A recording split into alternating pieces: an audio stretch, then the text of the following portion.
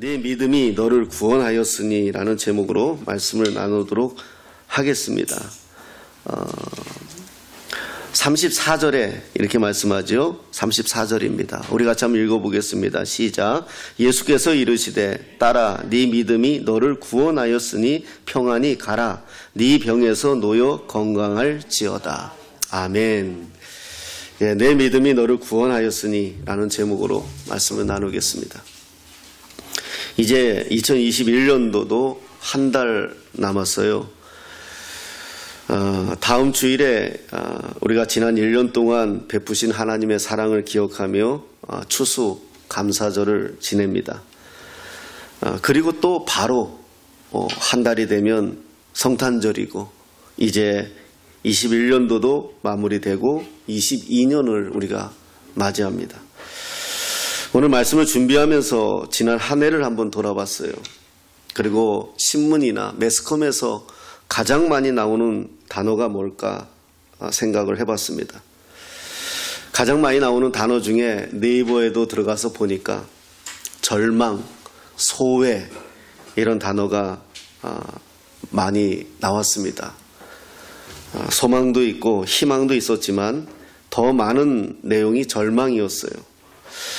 사상 유례 없는 바이러스 코로나로 인해서 근 2년 이상 2년 가까이 저희가 고생들을 하고 있어요.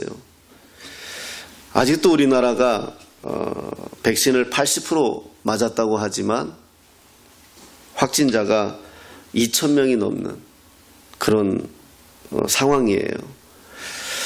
이런 시대에 우리는 희망을 말하기가 조심스러운 상황이 되었습니다. 어떤 사회학자는 지금 이 상황을 어떻게 표현하느냐 하면 2차 세계대전이 끝난 그때의 상황과 다를 바가 없다 이렇게까지 말합니다. 이런 여러 가지 생각을 하면서 우리가 어떤 말씀으로 다시 한번 위로를 받고 소망을 얻을까 힘을 얻을까 또 이런 기도를 하며 오늘 본문을 선택을 했습니다. 신약성경 복음서에 여러 여인이 나옵니다. 그 중에 오늘 여인이 아마도 절망, 소외라는 단어가 이 여인을 설명할 수 있을 것 같다라는 생각이 그 배경입니다. 이 여인의 절망은 그 원인은 혈루증이라는 병이에요. 혈루증이라는 병인데 이 혈루증은 뭐냐 하면은 하혈하는 병이고 피를 쏟는 병이에요. 단순히 생리 증상이 아니라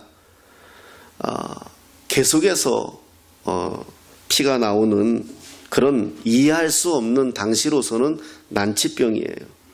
이 여인에 대해서 26절에 이렇게 설명합니다.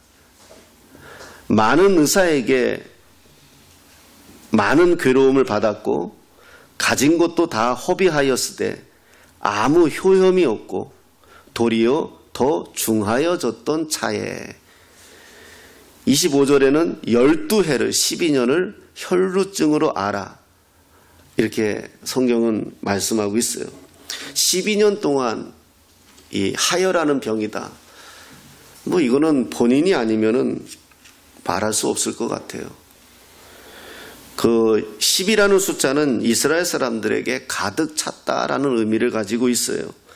그러니까 아마도 단순히 숫자의 12년이 아니라 오랜 세월 이렇게 살았던 여인이다. 이렇게 우리가 볼 수가 있지요. 또 많은 의원을 찾아다녔고 많은 괴로움을 받았다. 괴로움을 받았다는 것은 치료하는 그 시간이 그렇게 그에게는 고통이었다. 이렇게 말할 수 있습니다. 그렇게 노력했습니다. 그런데 결론은 아무 효험이 없다. 더욱이 이제는 가지고 있던 돈도 다 떨어졌다. 이렇게 성경은 이야기합니다.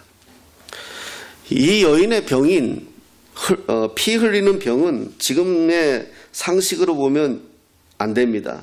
왜냐하면 당시 그 지역에서는 여자가 피를 흘리면 부정하다. 그래서 사람들과 함께 할 수 없었어요. 예배당에도 나올 수 없었고 또 그것이 병인 것이 확인이 되면 성 밖으로 쫓겨나기도 했어요. 그러니까 법으로 이 여인은 아무런 도움을 받을 수 없는 상황이고, 심지어 이혼을 당해도 율법으로는 무방한, 아무 이유 없는 그런 조건이 돼버린 거예요. 그러니까 철저한 절망, 소외, 그리고 오랜 시간의 병에 지침, 그리고 이제 돈도 다 떨어지고 완전히 절망이죠. 하나님으로부터. 이 여인은 당시의 또 배경은, 율법은 이런 병을 가지고 있으면 하나님으로부터 버림받았다, 또 이런 사람들의 생각이 팽배했고 가르쳤어요. 그러니 전혀 소망이 없는 거예요. 하나님도 버렸고 사람들도 자기를 부정하다 하고, 자기에게는 이제 아무 능력이 없는 그야말로 절망의 상태예요. 27절을 보니까 이렇게 말씀합니다. 예수의 소문을 듣고, 예수의 소문을 듣고. 이게 이제 이 여인의 반전의 기회예요. 인생에. 요즘은 인터넷이 발달하여 뭐 연예인들 이야기하는 거 보면 너무 잘 알아요. 뭐 연예인이 뭐 아들을 낳았는지 딸을 낳았는지 나는 도대체 아무 상관이 없을 것 같은데, 그래요. 제 아내도 이제는 좀 나이를 먹었는지 TV를 보면 그 아이들 나오는 거를 보더라고요. 그럼 제가 그래요. 남의 집 새끼 나오는 거 뭐 그렇게 좋다고 보냐고 꺼버려요.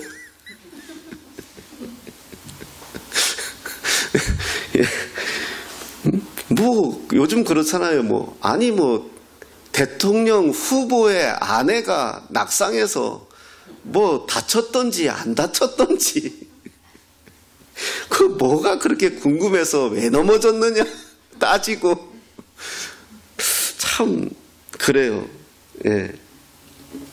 요즘 아마 인터넷이 발달해서 저 미국에 있는 사람들 이야기도 하루아침에 알 수 있으니까 더 그런 것 같습니다. 어찌 되었던 간에 이 여인은 예수의 소문을 들었다. 이게 시작이에요. 여러분, 듣는다는 거 정말 중요해요. 하나님의 말씀도 어떻게 듣느냐가 내 인생의 기적의 시작이에요. 오늘 내가 무엇을 듣느냐가 나의 삶이고, 나의 정치고, 나의 경제고, 나의 문화예요. 내가 오늘 무엇을 듣느냐, 그것이 결국 나의 삶을 결정지어요. 제가 한 번씩 이야기하잖아요. 그 어느 대출회사 그 광고에 나오는 그 무대리, 무인데 사람 같고, 대출회사인데 왠지 친근하고, 거기서 돈을 빌리면 굉장히 안전할 것 같고, 이게 광고잖아요. 친숙하고. 우리가 하루에 광고를 뭐 어느 컬럼 쓰신 분이 쓴 거 보니까 우리가 하루에 내 의지와 상관없이 300편을 듣는데요. 보거나 길거리 가다가 광고판을 보거나, 그러니까 내 의지와 상관없이 우리는 눈을 뜨는 순간 하루 종일 한 300편의 광고를 보는 거예요.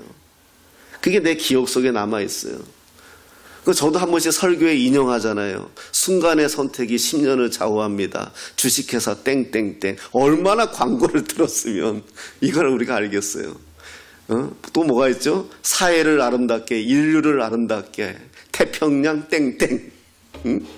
저 아직도 이게 기억이 나요. 왜 그런지 모르겠어요. 예. 또 뭐였죠? 우리들의 커피, 여러분들의 커피, MJC, 미주 땡땡 커피. 예. 내가 듣는 게, 결국 그 듣는 게 나예요. 나를 만들어가요.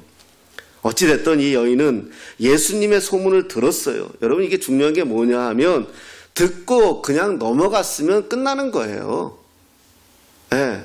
이 소문을 듣고 그냥 그렇거니 이 여인이 무시했다면 이 여인에겐 기적이 안 일어나요. 그 소문을 들었어요. 그냥 듣고 그냥 그렇겠지 하고 무시하지 않았어요. 찾아갔어요. 그리고 무리가 엄청 많았어요. 그 무리가 많았지만 그 무리들을 무시하고 뒤로 가서 예수님의 옷에 손을 대었어요. 그 손을 댔다는 것은 자기의 의지였어요. 왜냐하면 무슨 소문을 들었느냐? 예수님이 귀신도 쫓아내고 병도 고치고 죽은 자도 살린다는 소문을 들었어요. 그냥 쏘겠지. 그냥 그렇겠지. 무시하지 않고 믿었다는 거예요. 그러니까 예수님의 옷에 손을 댈 수 있었겠죠. 여러분, 당시 피 흘리는 여인이 사람들 틈바구니에 있으면 안 돼요. 이것을 만약에 아는 남자들이 있다면, 아는 사람들이 있다면 율법에 돌 맞아 죽어도 아무런 저항을 할 수 없는 게 당시의 법이에요. 그러니까 이 여인은 그 사람들 사이로 들어갔다는 것은 죽을 만큼 절박했어요. 돌에 맞아 죽어도 될 만큼 절박한 믿음으로 들어간 거예요. 더구나 예수님은 당시에 율법을 가르치는 선생으로 사람들이 인식했단 말이에요. 그러니 율법 교사를 더구나 옷에 손을 댄다는 것은 이건 맞아 죽을 짓이에요. 여러분, 믿음은요 그냥 되어지는 것이 아니에요. 여러분, 그 믿음의 시작을 한번 말씀의 들음에부터 나온다는 말씀이 생각이 나서 한번 찾아봤어요. 요한복음 5장 24절 한번 보겠습니다. 요한복음 5장 24절. 우리 한번 같이 한번 앞에 있으니까요. 읽어보겠습니다. 시작. 내가 진실로 진실로 너희에게 이르노니 내 말을 듣고 또 나 보낸 이신 이를 믿는 자는 영생을 얻었고 심판에 이르지 아니하나니 사망에서 생명으로 옮겼느니라. 아멘. 여러분, 내가 진실로 진실로, 이 히브리 사람들은요 2번 반복해서 말하는 것은 강조형이에요.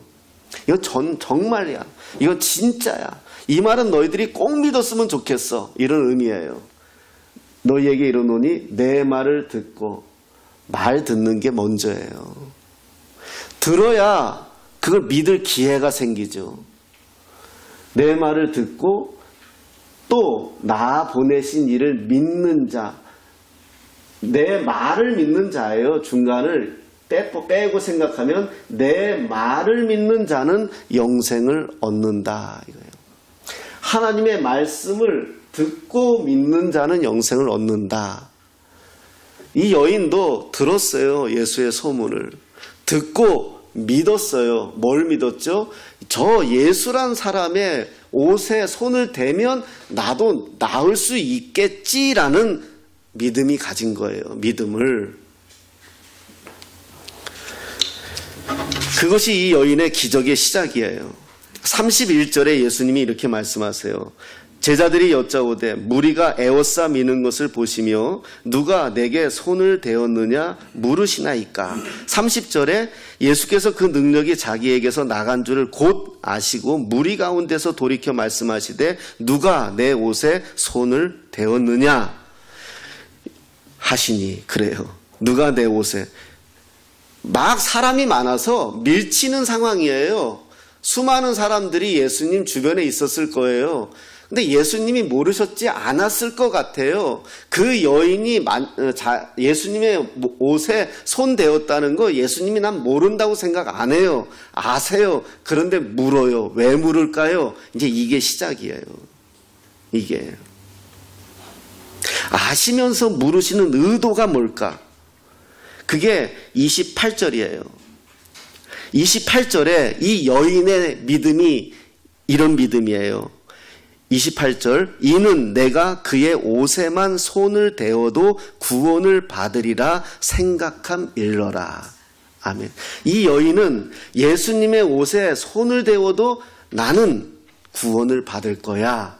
이걸 예수님이 아신 거예요. 단순히 가서 옷을 만지거나 부딪힌 게 아니라 이 여인의 그 믿음의 의도를 가지고 와서 당신의 몸에 손을 댄 것을 예수님은 아신 거예요.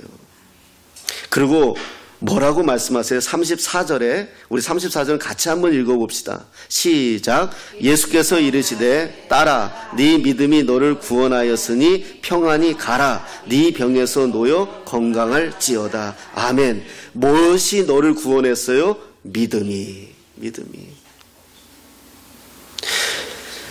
예수님이 내 옷에 손을 대었느냐, 누가 내 옷에 손을 대었느냐, 이 말은 상대방하고 그 여인하고 예수님의 관계를 연결시키는 거예요.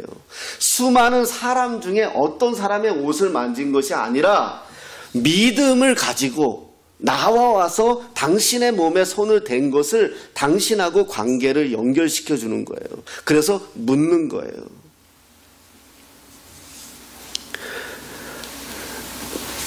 믿음은 관계, 상대방이 있어요. 상대방. 우리가 믿는 건 상대가 있어요.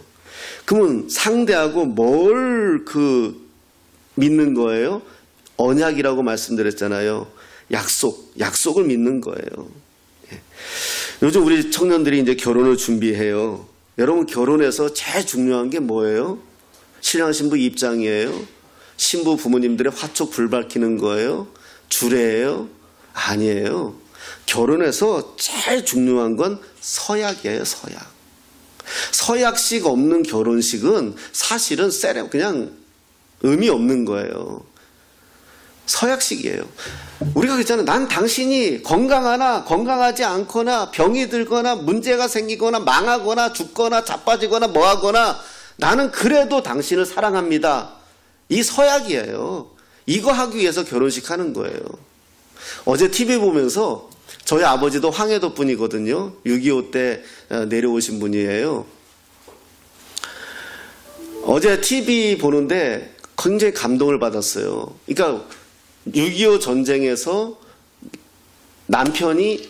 신혼부부인 남편이 전쟁이 나서 참전을 했죠. 그때는 의무였으니까요. 강제로 데려가면 할 말 없잖아요.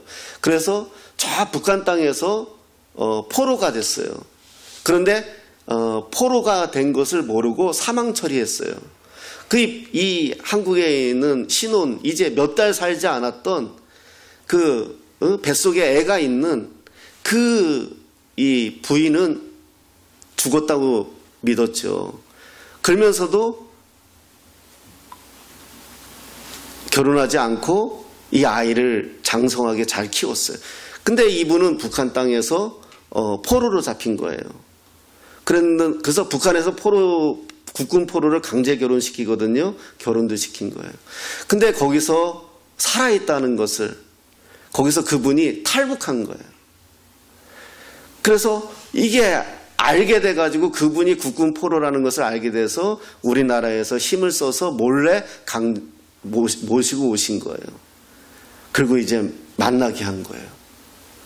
그러니 자기가 결혼한 지 몇 달 만에 갔는데 자기 와이프는 평생 수절하고 애 키우고서 잘 산 거예요. 근데 자기는 처음엔 거짓말한 거예요. 자기가 결혼했단 말을 어떻게 하겠어요?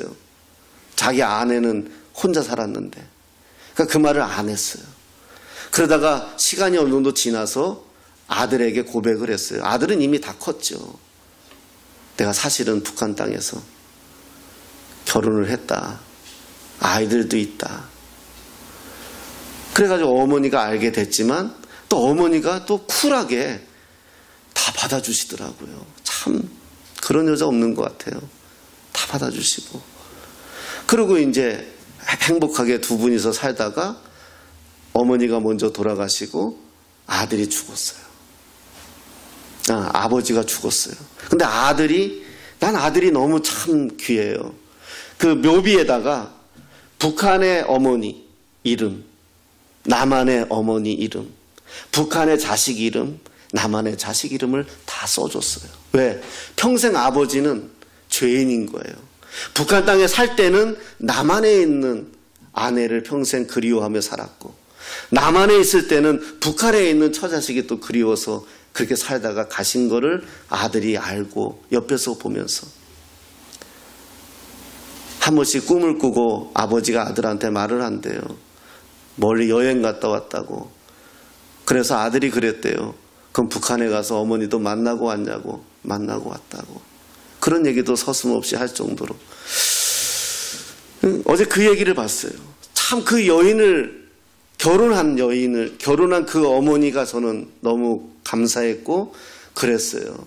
결혼한 지 몇 달 만에 전쟁터에 나간 남편이 죽었다라고 통보를 받았음에도 그 자식을 장성하게 키우고 남편을 평생 사모하며 기다린 그 한마디가 제 마음에 찔린 거예요.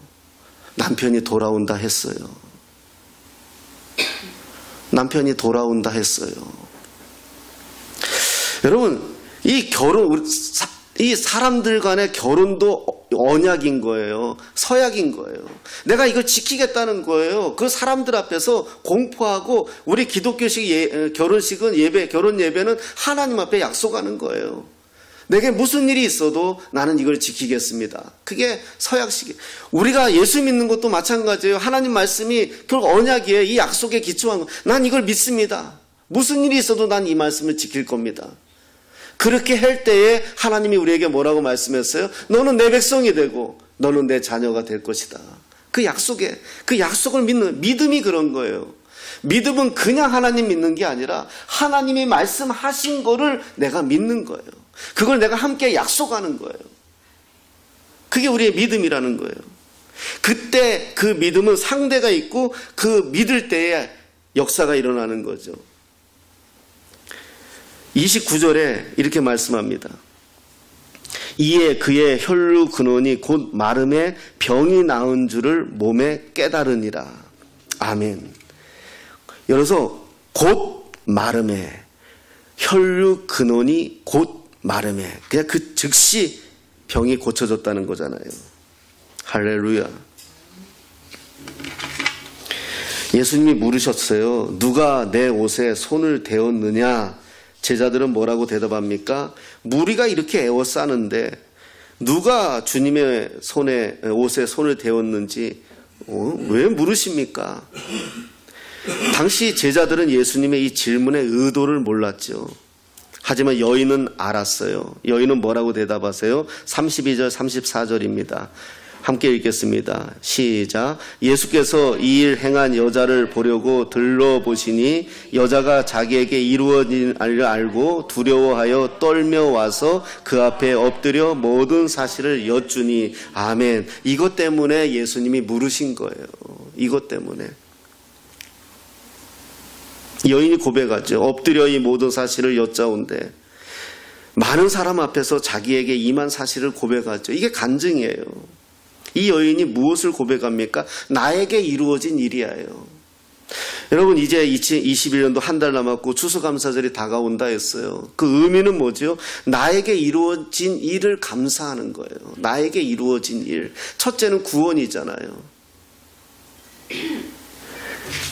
예수님이 이렇게 말씀하십니다. 34절에 이렇게 말씀하여 예수께서 이르시되 딸아 네 믿음이 너를 구원하였으니.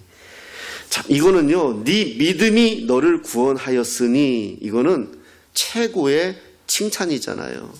네가 구원받은 것은 네 믿음이야. 이렇게 말씀해 주는 거예요. 네가 구원받은 것은 네 믿음이야. 이거예요. 여러분, 오늘 우리도 생각해 보세요. 우리가 하나님 앞에 어떤 것을 두고 기도하거나 어떤 것을 두고 소망한다면 그 시작은 뭐다? 믿음이에요. 그 믿음이 결론이에요.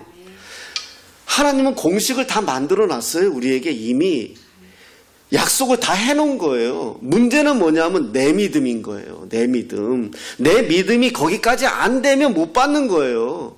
에이, 뭐 나에게. 이래버리면 끝나는 거예요.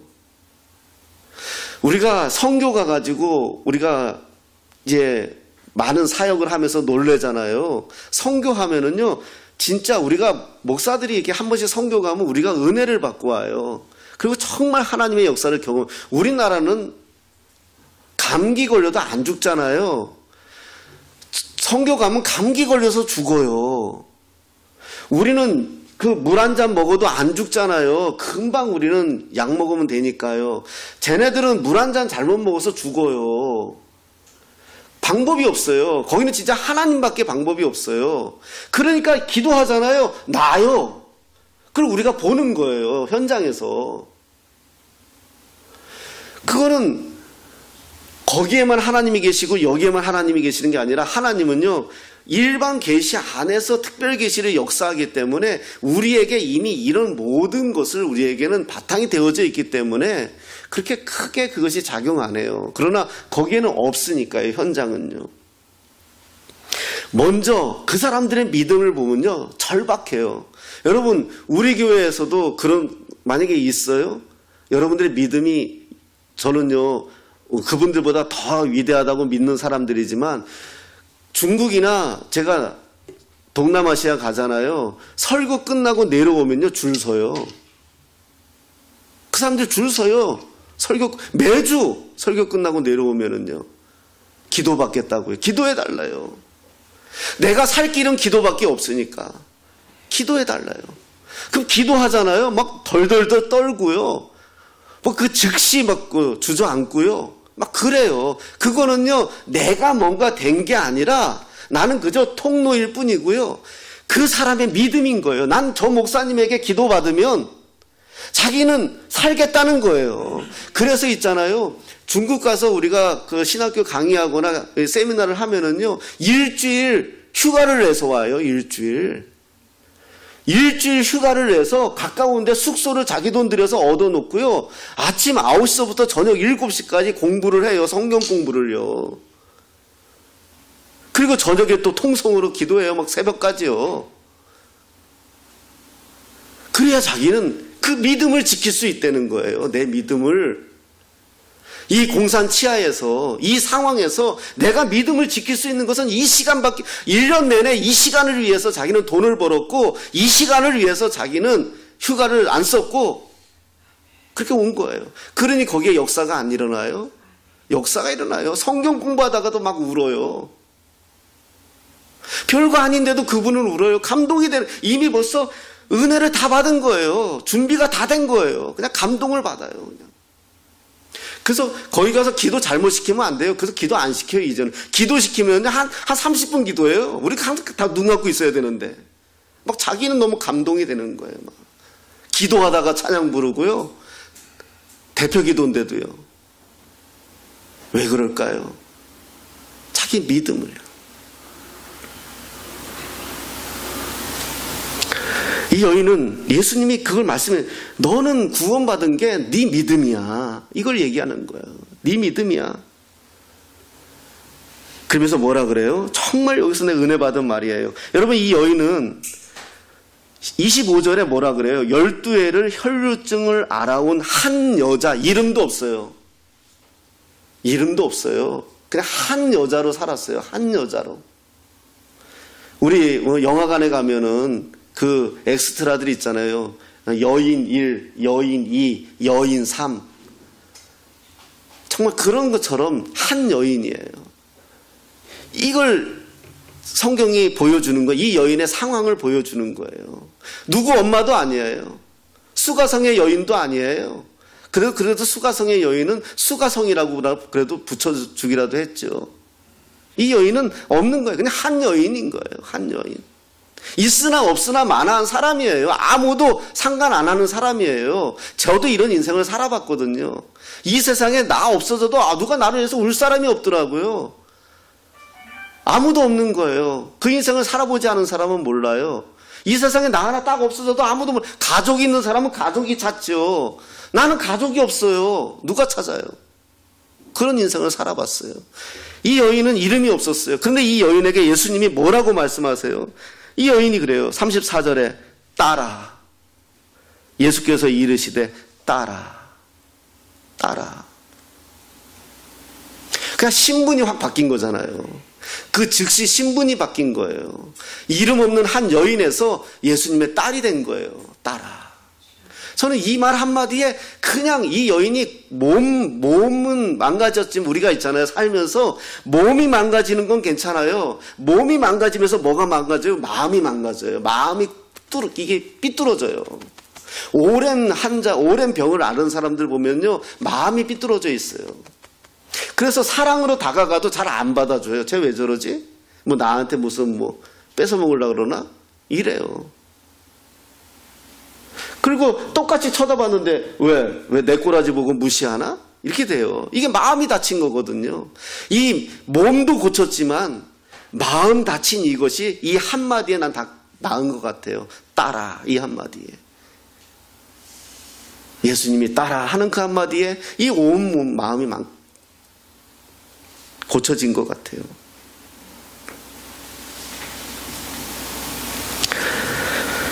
그리고 예수님이 뭐라 하십니까? 평안히 가라. 그래, 평안히 가라. 그래서 이걸 좀 찾아봤어요. 좀 이렇게 해석을 해보고 찾아봤는데요. 평안히 가라. 이 말은 잘 가라 이런 의미가 아니라 여기서 지금 겪은 너와 나 사이에 함께 얻은 요 평안을 가지고 가라 이런 의미더라고요. 지금 너 기쁘잖아. 지금 너 즐겁잖아. 지금 너 행복하잖아. 요 행복과 요 기쁨을 평안을 가지고 가. 네 삶에서 요렇게도 살아내. 우리가 문제가 뭐냐면 교회 와서는 은혜 받아요. 기도원 가서 기도할 때는 은혜 받는데 집에만 딱 와서 마음에 안 드는 남편 얼굴 한번 탁 쳐다보는 순간 그냥 다 쏟아버리잖아요. 말 안 듣는 새끼 한번 딱 쳐다보는 순간 그냥 다 쏟아버리잖아요. 근데 그 말이에요. 거기 가서도 네 삶의 현장, 지옥 가든 네 삶의 현장에 가서도 이 평안을 유지해야 돼. 이 말이에요. 왜? 지금 이 사람은 병이 나았고 지금 이 사람은 예수님의 딸을 소리 들었지만 이 여인이 속해 있는 어디에 가면 그 사람들은 모르기 때문에 전처럼 나를 여전히 대할 거란 말이에요. 그래도 상처받지 말고 그래도 주저앉지 말고 거기 가서도 지금의 이 평안을 유지해야 돼. 이렇게 말해주는 거예요. 예수 믿고 가장 큰 축복은 내가 어떤 상황에 놓여 있어도 평안할 수 있다는 거예요. 그리고 예수 믿고 자기 인생을 새로이 만들어갈 수 있다는 거예요. 목사님들하고 이렇게 한 번씩 만나서 대화를 나누다 보면 뭐 자연스럽게 본인이 어떻게 목사가 되었는지 어떻게 하나님에게 부름받았는지 이제 이런 대화를 나눠요. 그러면 대개 청소년 때나 청년 때나 교회 수련회 가서 기도하다가 말씀 붙들고 기도하다가 꼽혀가지고 목사 된 분들이 의외로 많아요. 여러분, 설교를 들어도 어떤 분은 설교 한 편의 은혜를 받아 자기 인생을 바꾸는 사람이 있어요. 어떤 사람은 수없이 설교를 들어도 어제나 오늘이나 여전히 동일하신 주님과 같이 동일한 분이 있어요. 왜 그럴까요? 믿음으로 안 들어서 그래요. 진짜 저 하는 말이 맞는 말이야. 난 저 말을 믿어. 믿음이에요. 물론 목사 하는 말 다 믿으면 큰일 나요. 성경을 바탕으로 말했을 때에 그게 말씀을 보아도 말씀을 들어도 믿음으로 보느냐 듣느냐 그냥 드라마 보듯이 강의 듣듯이 아무 상관없어요. 내 인생에 그것은요. 한 편의 설교를 들어도 한 편의 예배를 드려도 한 편의 찬양을 드려도 온 마음과 정성과 내 뜻과 내 목숨을 정말 나는 오늘 은혜를 받아야 돼. 나는 정말 오늘 정말 나는 새로워져야 돼. 나는 오늘 정말 나는 이 말씀에 은혜 받지 않으면 살 수 없어. 이 여인이 예수님의 소문을 듣고 그냥 소문으로 끝냈으면 자기 인생을 변화시킬 수 있는 기회는 없었을 것입니다. 예수의 소문을 듣고 예수님 앞에 가서 예수님을 믿음으로 들은 거죠. 예수님의 옷이라도 만지면 자기 병이 나을 거라는 이 작은 믿음이었지만 예수님은 그걸 크게 봐주신 거죠. 그냥 무시하고 지나갈 수도 있었어요. 병 낫겠지 하고. 그런데도 그 수많은 사람들 가운데에서도 그 여인을 지목해서 누가 내 몸에 손을 대었느냐, 내 옷에 손을 대었느냐 나오게 해서 사람들 앞에서 고백하게 만들고. 자, 이거는요, 이 부분을 한참을 생각해 봤어요. 그 상황을 좀 이입을 시켜 봤어요. 제 자신으로. 나라면, 내가 만약 그 현장에 있다 생각해 보면, 자 보세요. 제가 만약에 정말 세상에서 말하는 나쁜 짓을 했어요.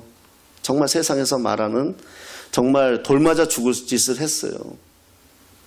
그래서 나는 너무나 그것이 용서를 받고 싶어서 정말 그래서 예수님에게 가서 이걸 고백하면 나는 정말 이제 깨끗하게 사함을 받겠지.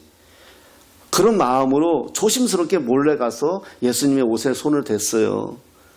그럼 예수님이 그냥 모른 척하고 가시지. 난 그래서 난 이제 용서 받았어라고 믿었어요. 그럼 그냥 가시면 될 텐데 야 누가 내 옷에 손을 대었어? 얼마나 무서웠겠어요. 순간적으로 내가. 그러면 어떻게 해요? 나갔잖아요. 사람들 앞에. 그럼 사람들 앞에 내가 고백해야 되잖아요. 주님 내가 이런 죄를 저질러서 나 주님 앞에 용서받기 위해서 그냥 몰래 주님 옷에 손댔어요. 그렇게 하는 동기가 뭘까? 예수님이 많은 사람들에게 이제 이 여인은 깨끗하다고 선포해 주는 거예요. 다시는 이 여인에게 이 병 가지고 이 문제 가지고 너희들이 태클 걸지 마 이렇게 얘기해 주는 거예요. 내가 선포해. 얘는 내 딸이야. 내 것이야. 이제는 얘한테 하는 모든 행동은 나한테 하는 것처럼 똑같아. 그러니 이제 너희들은 건들지 마 선포해 주는 거예요. 굉장히 은혜를 받았어요.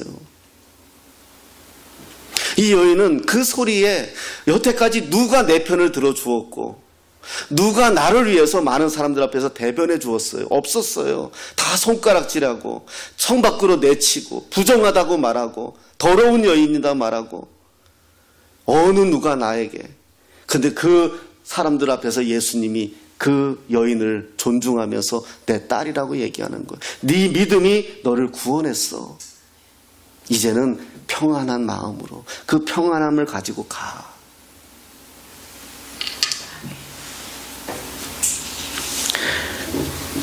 그 시작은 뭐죠? 믿음입니다. 남들에게는 소문일지 몰라도 남들에게는 매주 드리는 예배일지 몰라도 12년 동안 어찌하지 못한 혈루증이 낫는 역사는 예수님의 옷이라도 만진다면 나을 거라는 이 믿음, 여기서부터 출발되었어요. 여러분 이제 한 해가 마무리되면서 다시 한번 우리들의 믿음을 점검해 봅시다. 우리의 믿음이 어느 장성한 분량의 믿음입니까? 예배 한 번을 드려도 전심으로 믿음으로 나아가시기를 예수님의 이름으로 축복합니다. 정말 여러분 이 시간에 이 귀한 시간에 오셨잖아요. 헌금 드리고 시간 드리고 이 먼 거리를 오셨어요. 근데 여기 와서 그냥 매주 드린 거와 같은 시간을 드리고 간다면 억울하잖아요. 여기에서 내가 정말 예수님 그래요. 내가 일주일 내내 난 주님과 동행하며 산다 하지만 오늘만큼 나 주님한테 은혜 받고 싶어요. 나 오늘만큼 주님에게 내 딸아 음성 듣고 싶어요. 정말 그 간절한 믿음으로 예배에 집중하고 나간다면 아마 우리의 예배는 달라질 것이고 여러분들의 예배는 달라질 것이고 여러분들의 믿음은 더욱 변화될 것 같아요. 주님의 옷자락을 만지는 심정으로 찬양을 하고 기도를 하고 말씀을 들으십시오. 거기에 역사가 있습니다. 거기에 주님의 능력이 나타납니다. 오늘 주님이 말씀하십니다. 내 믿음이 너를 구원하였으니. 우리의 믿음이 우리의 구원을 받는 은혜의 시작입니다. 우리의 믿음을 더욱 지키시고 승리하시기를 예수님의 이름으로 축복합니다.